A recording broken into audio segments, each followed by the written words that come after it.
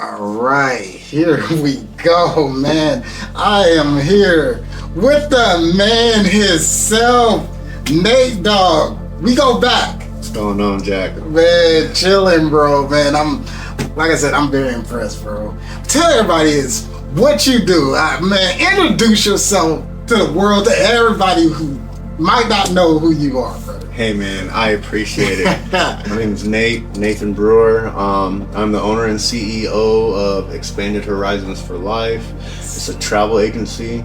I specialize in creating, memories for blended families. That's just part of my calling. That's what I do. I like it, man. Yeah. Hey, part of your calling, man. Can you explain to everybody, man, why does traveling matter in today's world? Why does traveling matter in today's world? Man, Yes. like, as you know, like, I joined the military, like, right out of school and stuff.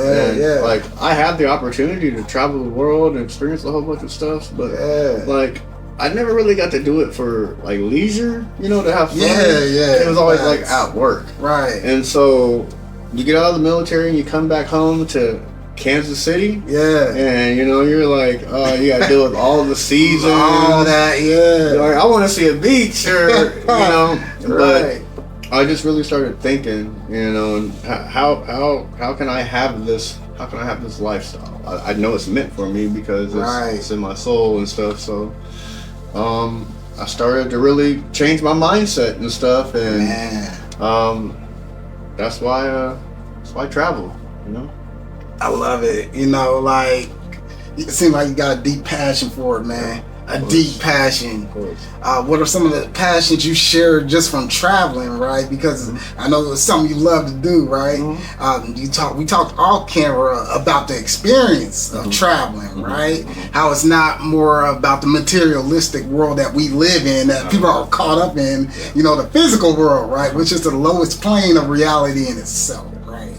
I could see by talking to you, you're on a higher plane of reality where a person can manifest, right? Yes, of course. Come on. You gotta really. It always says in the Bible, speak things into life as to what it may be and stuff. So, I realized that when we're gonna call it the poverty mindset and stuff, when I felt like I was living in that poverty mindset, I was saying things out loud like, I'm broke, or I could never afford to travel. I could never take my kids there and stuff like that. And I had to change my vocabulary, change my lifestyle, change my mindset, change the words that were coming out of my mouth, and that's essentially some of the reason why I named my business Expanded Horizons for Life. In order to change your situation, you're going to have to think outside the box and expand your horizon.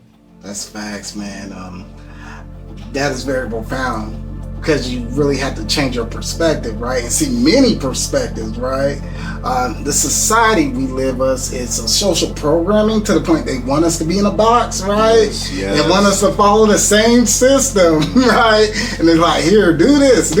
But like you said, it's all about expanding your horizons and realizing there's a new world that we haven't even tapped into. Haven't even tapped into it, man. I swear, once you get out and you travel the world, you get that opportunity to travel the world, you'll understand how blessed we are to actually, live in the country that we actually do. So, It's a blessing. No, it is a blessing because we had the free will to do this, right? We're talking, right? And then we had a free will to put our thoughts into reality by putting this out on the internet, right? On the internet, yeah. Come on.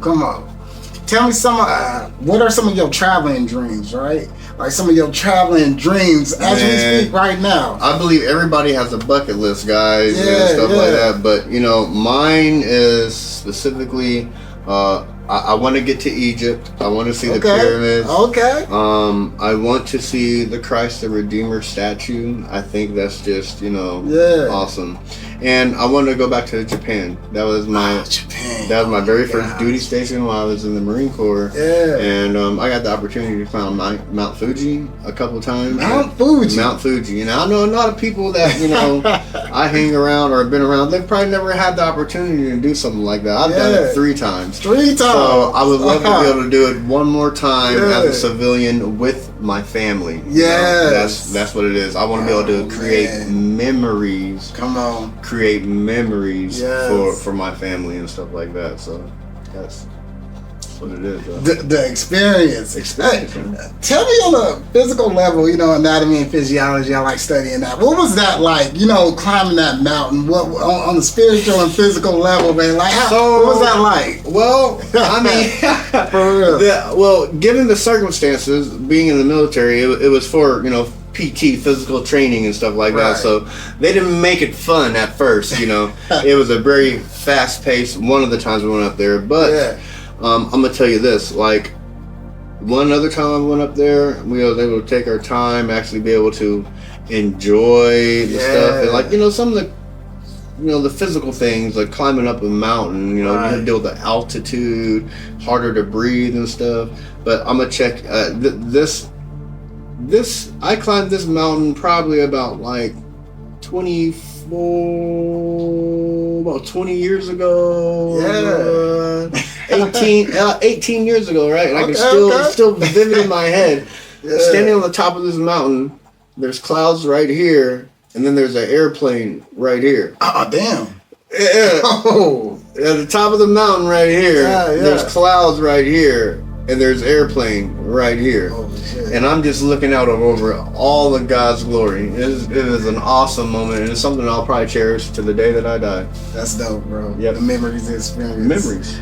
So I want to shift, right? Because before you came over, I was doing a lot of market research on your Facebook page, and I was just very impressed with what I seen, right? You know, you got a lot of military stuff on it. You got a lot of motivational content, right? And one of the posts I seen was, it says, what did it say? Let me think. It says, it's a lie when you tell yourself you don't have enough time, right? What does that mean, right? You know, because we all know, like, for real, like, explain that, you know. Well, I'll put it like this, and I can explain that quote with this quote. Yes. If you say you can't, it's true. Come on. If you say you can't, it's true. And if that's what your mindset is, and that's how you move about life, it's 100% true. Because that's what you spoke out into the universe. That's what you put out there, and that's what's going to naturally follow.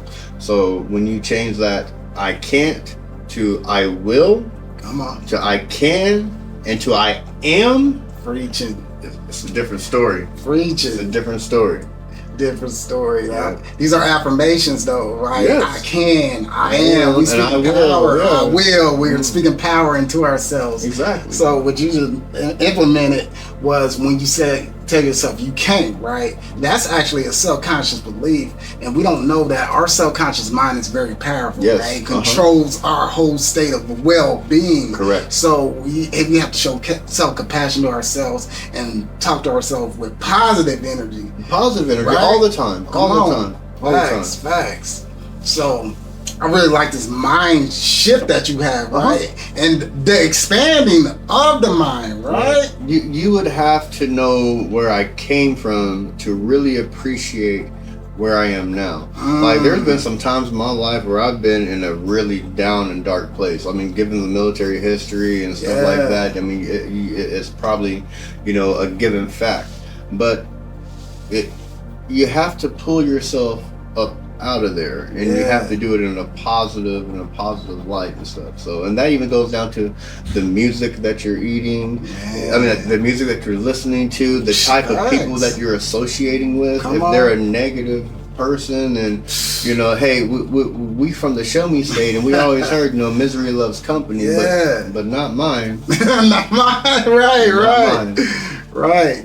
So that vibrational energy is so real, right? You know, especially with the negative energy, right? Mm-hmm. Because you become 5 of the most people you hang around the most, right? And we have mirror neurons in the brain, right? And what those mirror neurons do is we actually reflect those behavioral traits, personality traits of the people we hang around. Mm-hmm. Everything we absorb, everything we listen to, right? Mm-hmm. It becomes a part of you. It becomes an embodiment, right? Mm-hmm. You already know the universal laws, I see. So, I love it.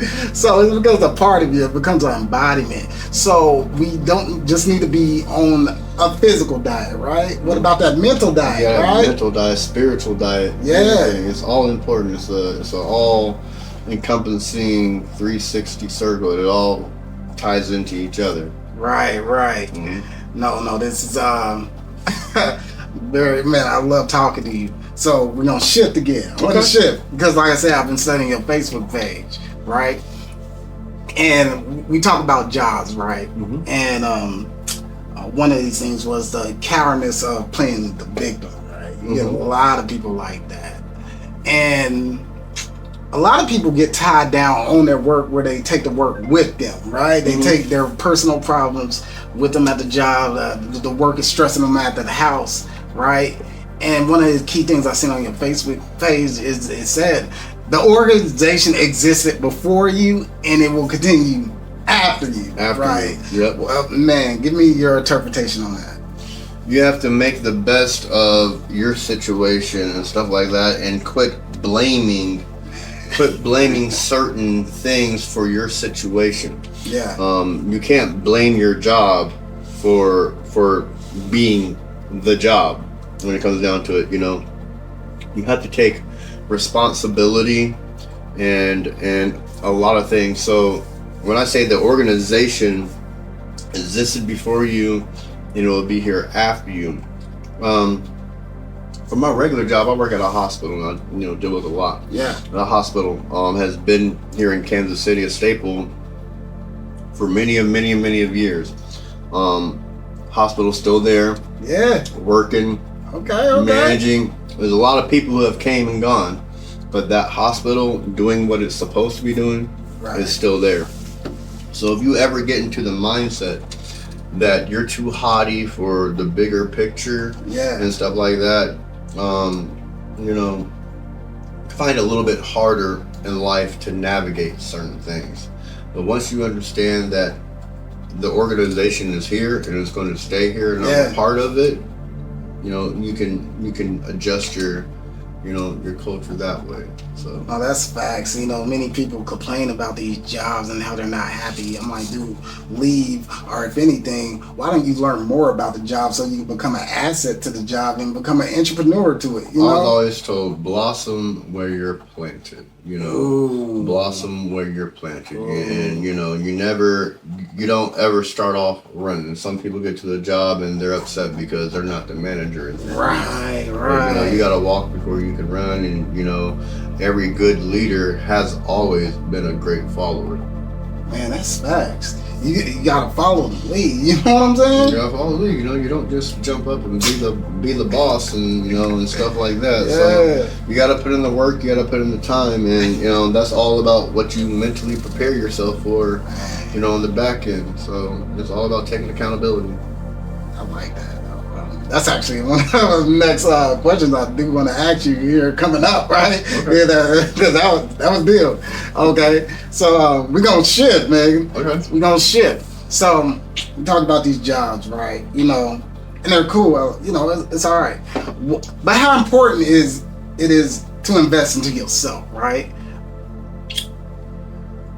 How important is it to invest into yourself? Yes. Who else will? If you're not going to invest into yourself, who else will? That's just when it comes down to it. Investing in yourself, it may look different to a lot of people in a lot of different ways. For me, that might be spending more time in my prayer closet. It might be picking up a book, staying away from social media every once in a while, or doing whatever else it is. But you got to find your your lane to navigate in.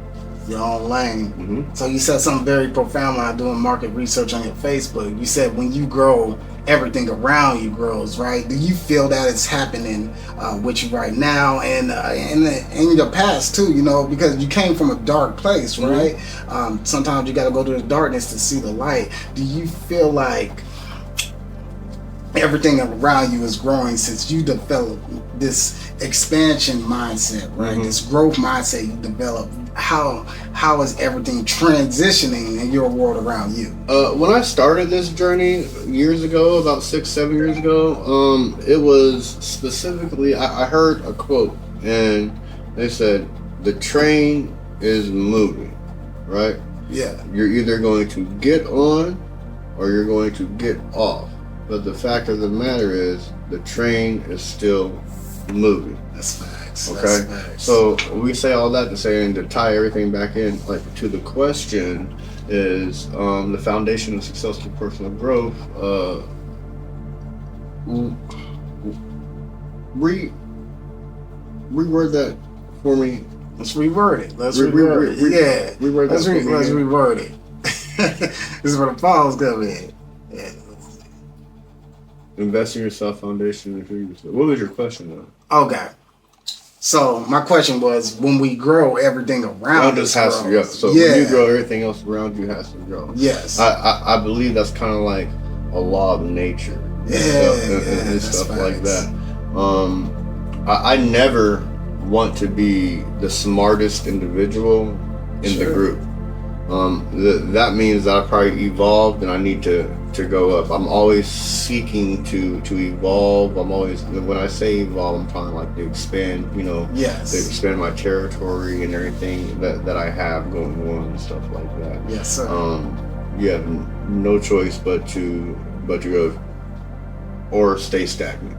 Man, stay still. But if you decide to stay stagnant, then you have to realize that your situation will be the same too. Yeah. So until you act with authority and discipline and consistency, your situation will never change. Never change.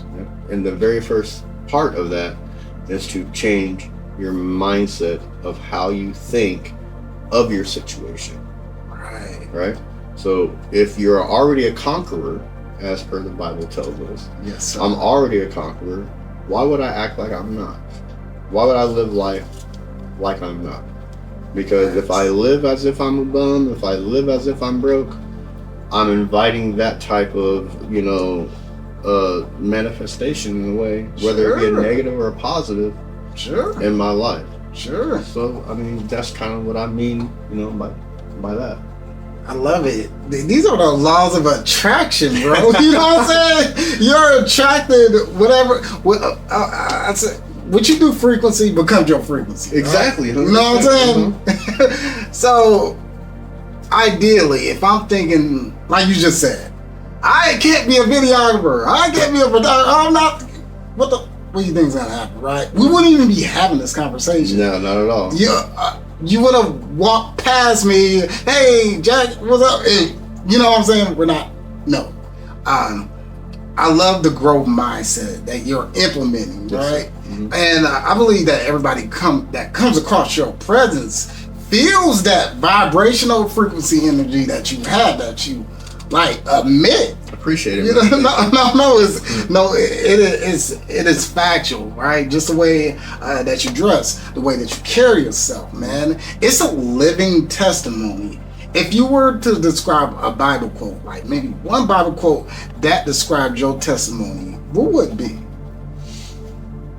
Well, it would be, I think, isn't it Philippians 4:14? I can do all things through Christ which strengthens me. That's been okay.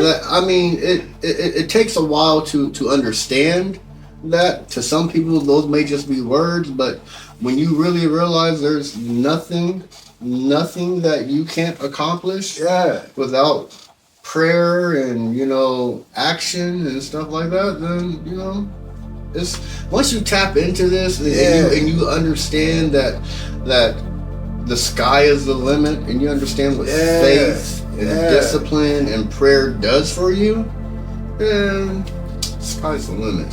Sky's the limit. Let me talk to you about, man, I love these quotes, and you have a lot of them on your Facebook page, right? It's real fascinating to look at, just scrolling, right? Mm-hmm. You want to learn about somebody, scroll to their Facebook page, and you will see their whole entire thought process, right? Mm-hmm. And that's why I was so excited when you came over, because I'm like, if we start talking, I'm like, man, this is this man's thought process. It's powerful.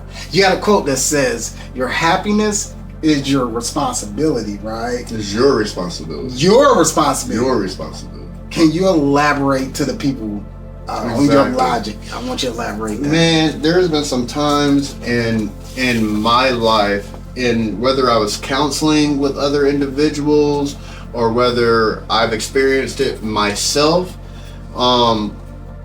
a lot of people blame others for their unhappiness, right?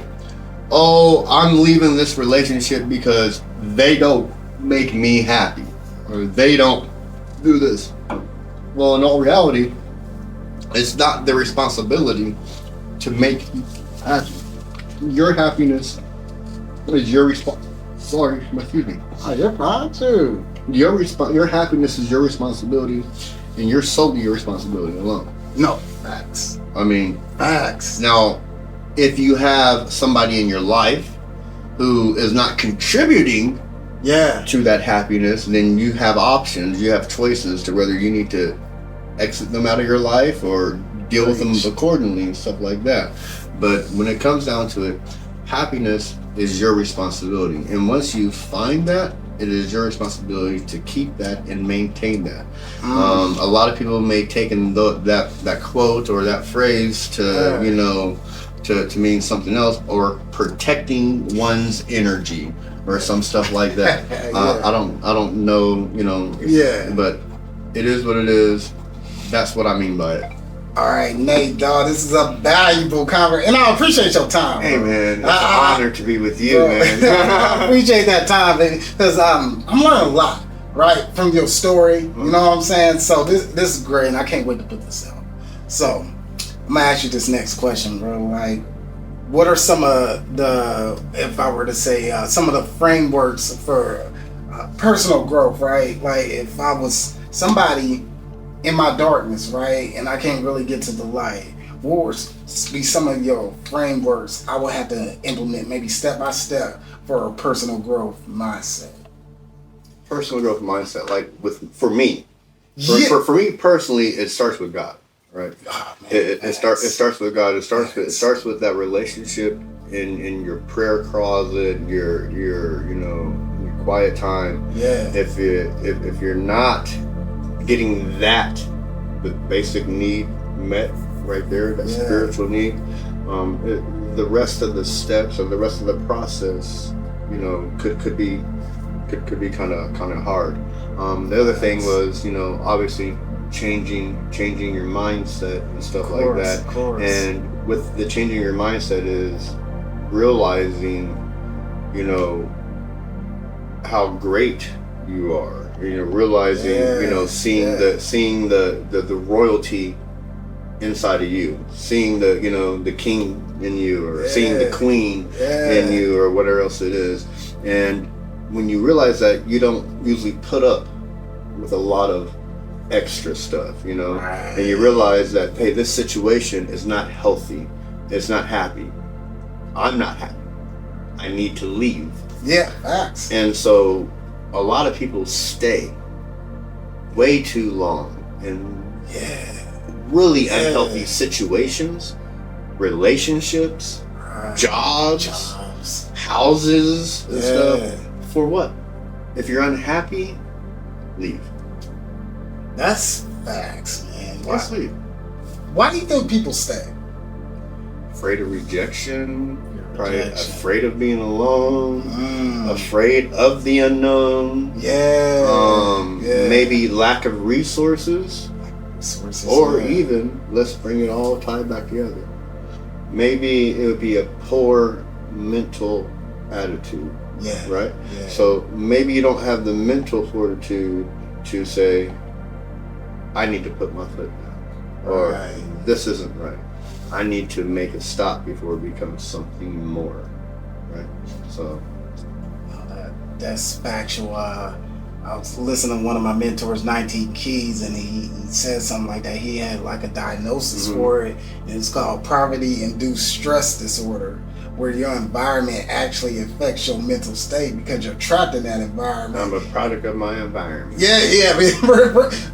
Ain't that in the music? It's in the music. It's in the music. It's in the music. Man, you know how toxic it is. I think it was in that Jeezy song. What the streets made me a product of my environment. Yes, right. So man, so detrimental at times, right? Yeah. Like it's not what the streets made you. That's right.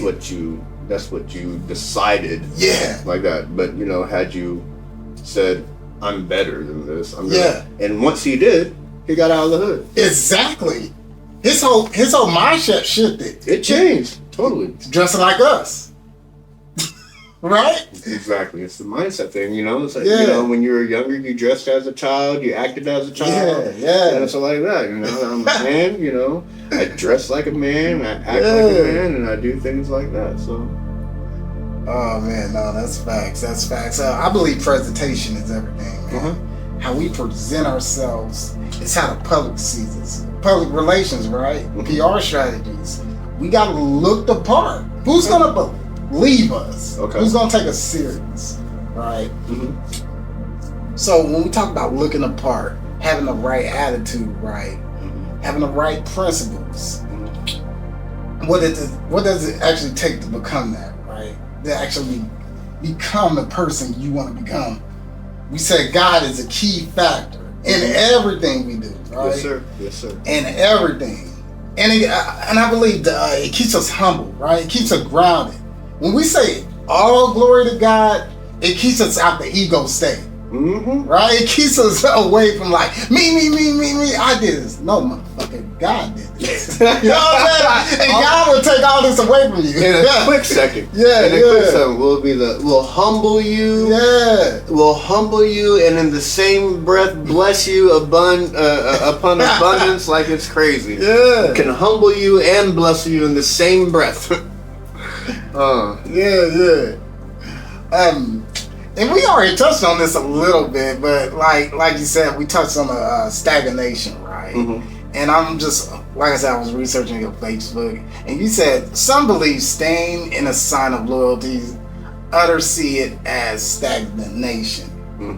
What is that? So some believe that staying is a sign of loyalty. Yes.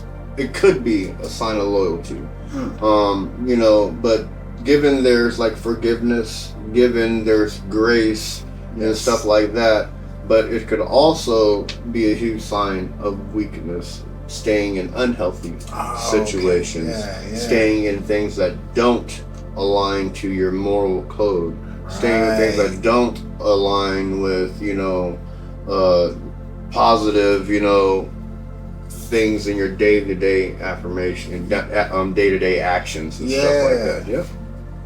So pretty much going against yourself, going against your own moral code at times. A lot of people do it all the time. Damn. How many times have people settled in a situation, and they did the praying, oh Lord, send me another, send me the right person. Yeah. Yeah.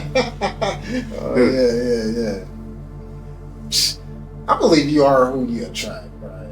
You know what I'm saying? Because we all have a shadow self within us, and sometimes that shadow attracts the same person that we are. That's deep. And it's unconsciously. It's called shadow love. They talk about that a lot in psychology. Okay. And we attract our shadow selves, and sometimes our shadow selves represents our parents' traits too, right? So the shadow self is your unconscious desires that you see, that you don't let the world see, but you see, right? So we find that in our partners as a sense of protection, right? But it's unconscious, right? So it's like, okay, I picked this partner. I know she's not good for me, and she's a narcissist, or you know, that's everybody's favorite word to turn around. You know, she's a narcissist, but if we look at ourselves, we gotta look at it. We are too, because our energy attracted that person. Energy attracted that person. Yeah, and then you got to think about it when you get into your quiet time. Yeah, like, how do I evolve? How do I move past this? You know, and this and the other. So, you know, that's a deep quote. You are what you attract. And when you sit down and you think about it, and you think about some of the situations you've been in life, you're like, yeah, that birds of a feather. That is facts, man. We gotta talk about the inner thoughts, man. Okay. You know what I'm saying? Like, so a lot of people, they don't like to spend time with themselves. Like in a quiet room, a lot of people aren't able to sit with their thoughts, right? With themselves, right? So they distract themselves in the world with vices, alcohol, you know, drug addiction, or even TV, just anything that can mitigate the pain within their own thoughts, their own limited beliefs, right? Do you have inner thoughts, right? When you were going through your dark stages in life, and what did your inner dark thoughts used to tell you, right? Because we talked about a lot suicide. of it. Yeah, a lot of it was not being enough. Oh, damn! Yeah. You know, a lot of it was, you know, maybe a yearning or a longing for, you know, a type of, you know, love or a type of, you know, affection that I wasn't getting, you know, but I guess I was really looking in the wrong places, looking for it physically instead of spiritually or emotionally. You know, when you really, like, there's been times where I could wake up and I said, I'm going to have a good day. And no matter what happens, I'm going to have a good day. You know, and then the more often I did that, and the more often I thought about that, the more often I had good days. Yeah. Not saying that I'm just going to wake up in the morning and say I'm gonna have a good day and that's just what it's going to be. Right. But I've also learned through my maturity there's different ways to handle different situations and react to other things. But until you get grounded and until you know, really think about, you know, where you're going and where you want to do in that life, and then make your steps to go there, then you're going to keep going back to, you know, square one. That's facts, man. Until you get grounded, planted, right? You know, talk about the root chakra. You know what I'm saying? That's the first chakra of the body, man. And that's meaning planning, security, grounded. You're grounded in your roots, God's roots. Sir. So if we want to get really grounded, we got to get into that nature, baby. You know what I'm saying? We talked about that. We got to get into that nature. We got to get outside. We got to get that sunlight. We got to sit in the stillness. Ground yourself, 100%. Come on, preach, baby. Shoot, preach. So, I ain't gonna keep you. Because, man, we're running out of time. I understand, man. But, Nate, diggity dog, man. It's been a pleasure, man. It's been, how long was it? 22, 23 years almost? 23. Hey, look, before this conversation is, right, I want to talk about the high school reunion. The high school reunion. Tell everybody about that, man. Shouts out to the stage of Gail Williams, everybody. Everybody that was on the committee for the 2004 class reunion. Let me tell you, that was a blast. Like, that committee out there, they did the thing. And, you know, I want to say, no violence. Nothing. Nothing. And that's how you do it, grown. We grown. And that's how you do it, grown. We grown. Come on, talk to me. Because back in the day when we was in school, you weren't going to get nobody from Wyandotte and Washington together. No. You weren't getting nobody together. And the only thing that was going on was the battle of the bands and some football like that, you know. But now, was it 20 some years later? Come on. Yo, we looked fine. Come on. Man, we had businesses. We laughed, we cried, you know, we man, I'm just so proud of I'm very proud. I'm very proud of our class. Yes, sir. I'm proud of our city, you know. It's just it was a good time, and I don't want to wait another 10 years to do it again. Right. And we don't need to wait another 10 years to do it again. The city's big enough. We have like that. And, you know, the more we stick together and the more that we bond together, the better we're going to be for our future generations. That's facts. That's facts. Actually, trendsetters, right? Exactly. Trendsetters, to be able to set that up, right? Everybody come together. Everybody. We had mentors growing up. I mean, you know, we had mentors, but where are these kids' mentors? Like, you know, like when it came down to like who's in the community? There, you know, there's nobody in the community like when we were growing up and stuff like that. You know, there's the OGs back and they're like, hey, you messing up. Like, you know, no, hey, you get it, you get it by your auntie, you get it by not today. You know, it's a little bit different era, a little bit different generations, but you know. Not today. But I'll tell you what me and you are doing, right? What we're doing with this video, what we're doing with the traveling agency, everything, right? We are the leaders of the day, right? And we, with our stories, everything that we do, they're looking, right? Really? So now, it's for a young kid to come up to us, we could tell them. We could at least tell them. It's their choice if they want to listen. I'm gonna take the framework. We dealt with so many people, we could spot bullshit around a mile away. You can let me shake your head. Right. Okay, so let me ask you this. How can you spot bullshit a mile away? How can you tell if a person is serious or a person is faking? Intuition. 100% intuition. It's just, you know, it's a natural thing you do. Like when you're having a conversation with someone and just 1 + 1 isn't equal enough to 2, the universal law. That's a little something I like to call a red flag. So, you know, that just, it shows me who I should be cautious around. You know, the Holy Spirit, you know, I believe I can be very in tuned and I can always say that, hey, I can judge, you know, I can judge somebody, you know, their character, you know, pretty well. I've been pretty good at that throughout my life.